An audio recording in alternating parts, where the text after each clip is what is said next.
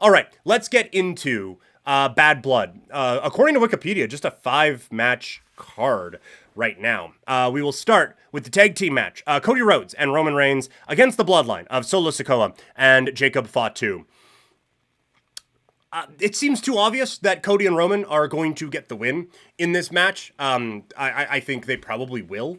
But I do think that this is going to be the next advancement in the Bloodline story, where you have Cody and Roman probably go out and probably get the win. There will be a lot of shenanigans and stuff like that. And then after the match, whether it be Hikuleo or whoever comes out and kicks the shit out of Roman or Cody or whoever, I do think that you are going to have the next members of them come out. And then whether it is a Jimmy return, or it's Jay coming out to help on the other side, or something along those lines, I do think that you are going to have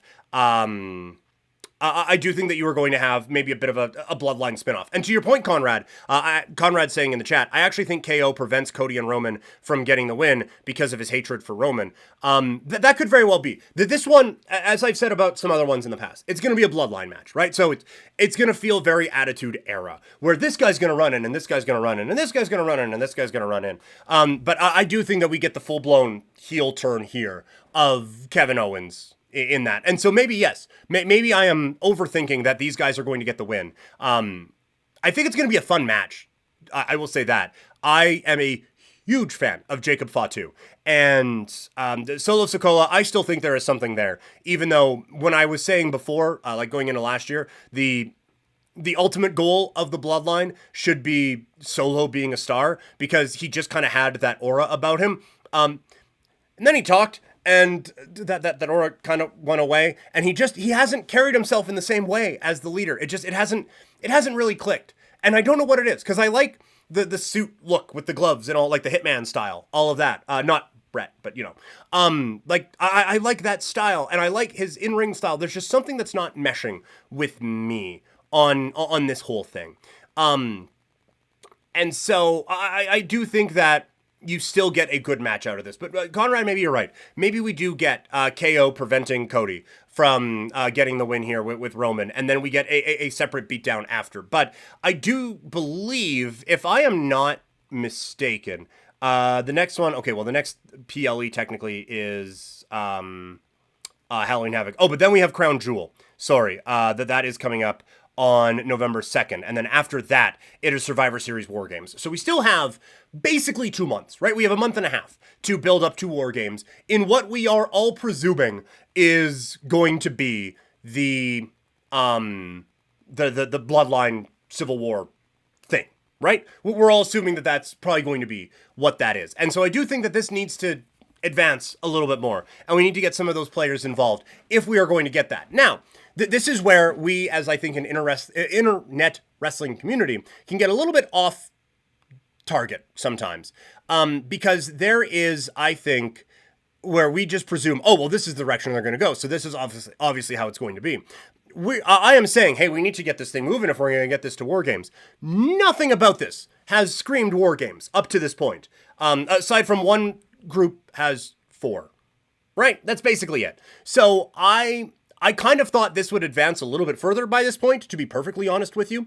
But if we are going to get that in motion, kind of has to happen now. So I would imagine we get 1 or 2 either debuts or returns this week, or this weekend here at Bad Blood, for this to be an actual thing and kind of get that rolling a little bit more. So I'm excited for it. I think it's going to be fun, but we will see. Conrad, I think Triple H needs Fatu to turn because of Solo's poor mic work. Yeah, it hasn't been great with what he has been doing in that sense. That has certainly not helped. Fatu, yeah, it does kind of seem now that, like, if Hikuleo comes in and joins them, and there's already been some of those seeds planted that Jacob Fatu could be joining the other side, I think that would be a really interesting kind of whatever. And maybe there is, like, there's this beatdown, and it's just they throw Fatu to the side and they keep doing it, and then he gets pissed and they all brawl, whatever. But no, Jacob Fatu's a star, I think. Like, you see the stuff he's able to do in the ring, and it's incredible. And the mic work is unique. It can be a little too chaotic at times and a little bit too at times, but it's still good. And it's his character, and you just kind of got to get used to that, I think. But he is so good. And so yes, I do think that Conrad, you have convinced me that I was wrong in just assuming that Cody Rhodes and Roman Reigns would end up getting the win in this one. I do think that, I mean, they did play up the Atlanta thing pretty hard, and it's not like this era of WWE to not have the hometown guys win, although I guess like Sammy lost in Montreal and all of that in a bigger spot than this, so we'll see. But I do think you're right. I do think we probably get Bloodline win by way of a bit of a screwy finish. Liv Morgan defending the Women's World Championship against Rhea Ripley with Dominic Mysterio up in a shark cage high above the ring. It's a little bit goofy, but I do think that it is a fun way to kind of neutralize Dominic Mysterio and try to neutralize the Judgment Day a little bit more here in this bout. And I do think that Liv has kind of cooled off a little bit as this feud has kind of gone on. She has kind of faded just a touch more into the background of the Judgment Day stuff. They are certainly trying to put a renewed focus on Judgment Day, but the Rhea story has turned into Rhea and Dom, and it's just kind of gone around Liv. And she cut a very good promo. Was it this Monday where she was talking about how she was the homewrecker and stuff like that? I still think she's really good. And so if you wanted to keep the belt on her, I think you could. But I do think we are at a point now where it's time to give Rhea that championship one more time and let her kind of continue to go with that. But I do think that Liv should stay around like the title picture, or at least high up on the card, because I do think she is very good.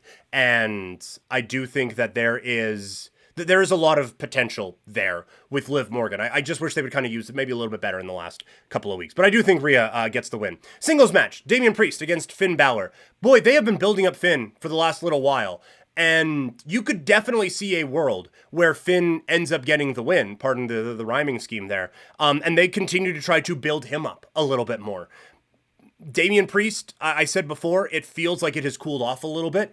And so I think this will be interesting to see where they kind of view each guy right now. Because it certainly seems, as this whole build has gone on, it went from, like, obviously Priest was the project, he was the champion. Since he lost it, though, like, he has come out and he has kicked everyone's ass. And he has felt like that big guy again. But it hasn't, like I said, it hasn't really clicked. But Finn as the heel and kind of the badass new leader of this group, that's clicked. And so I wonder if there's going to be a bit of a pivot here, and let's lock in Finn as one of the next guys coming up here in terms of being someone who I think can move into Intercontinental title feud with Jey Uso, or into a world championship feud or something along those lines. Like, I think the world of Finn as a performer. So I wonder if there is a bit of a shift there, and maybe Finn gets the win. I still think it'll probably be Damian Priest, just to give him that dub coming off of all the shenanigans and everything that has gone on, and maybe we then start to break off a little bit, maybe, because I think it's gone on a touch too long, but we will certainly see how all that goes. And then it is Nia Jax against Bayley for the WWE Women's Championship. I think we probably get another Tiffy tease, something along those lines, and honestly, you know, this wouldn't be the worst time to do that. The Nia Jax title reign, I think, has clicked, again, maybe a little bit more than I was expecting. I do think that the her and Tiffy thing, they kind of raced through it very quickly. And I think we are now at a point where that break can, like, we are obviously baby facing Tiffany. And so maybe they let it breathe for a little bit more. And the cash in happens at Crown Jewel or at a Survivor Series or something along those lines. But I would not be stunned if it happened here. I'm certainly not picking Bayley to win. I think that one has kind of come and gone. I think the main focus now is Tiffany against Nia Jax. You could maybe squeeze out another, like, Naomi thing in here, but it's been a little bit frustrating, the women's division on SmackDown. Like, it just feels like everyone has kind of stuck for a while, and there hasn't really been anyone really moving up or anything like that. Like, Bayley is just kind of there. Naomi is just kind of there. Tiffany Stratton, I think, has the most upward mobility. I think it does seem like we're trying to babyface her a little bit here in being bullied by Nia Jax. I do wonder how that would work, since she is very good at being naturally unlikable. But I I think that something needs to change here quickly, because I think that there needs to be a little bit of life shot into the women's SmackDown division right now. But I think Nia gets the win, and I will say Tiffany doesn't cash in. And then we get to the main event. It is in Hell in a Cell, CM Punk against Drew McIntyre. I think they have built this up great. Obviously, it starts a little bit goofy with the bracelets and all of those things. But I think they did a excellent job of really working in a bit more seriousness. And like it was, they were trying to be serious about a bracelet, and then they got rid of it, and then they were just serious about each other. And for both of them to say, like, everyone in my life is telling me don't do Hell in a Cell, and don't you don't have to do this, but I do kind of have to. I think it has added real legitimacy to this feud, and B, I think it has added real legitimacy to Hell in a Cell, a gimmick that needed it desperately. So I think they've done an awesome job of making Hell in a Cell feel like this is the be-all, end-all, and this is a thing that changes careers, and is something that, like, you only go in there if you hate this person so much, and you have to do it. So I think that they have done a great job in that. In terms of who wins, you can certainly make a case for CM Punk, obviously, as the big star and all of those things. I kind of think you have to go Drew, right? I would not be surprised if Punk took a bit of time after this particular feud, and then comes back, even in just like a month or so, at Survivor Series, or maybe even in the lead up to the Royal Rumble, or something along those lines. I think Drew is the more long-term play here right now, and so I do think that you go with Drew. The one thing I will kind of pause on is, I feel like I've had a lot of heels winning tonight, but also, I don't know what's next for Gunther after a Sami Zayn whatever. Now that, I don't think that the match isn't on Wikipedia, so I don't know if that one is happening at this one, or if they're going to save that for Crown Jewel. And so I guess, like, if you do, like, if Sami wins, then maybe Drew McIntyre is the perfect opponent for a Sami Zayn. Or even if Sami loses, it's the perfect kind of fallback for both Sami and for Drew. Although I do think that this match should be physical enough that both guys take some time away, right? Like, we get a video package of whatever, and they stay in our consciousness by way of video packages, but they should both kind of stay away for a little bit. But I do think that there needs to be maybe a little bit more built up on the babyface side right now on Raw. Because right now, your top babyfaces, you have Sami, who's going for the championship. I think at this point, Braun's a babyface, right? We're asking if dogs are barking in every market that we're in. So he's probably, people get excited when he spears people. That's fun. So I think he's probably that. And then it's Jay.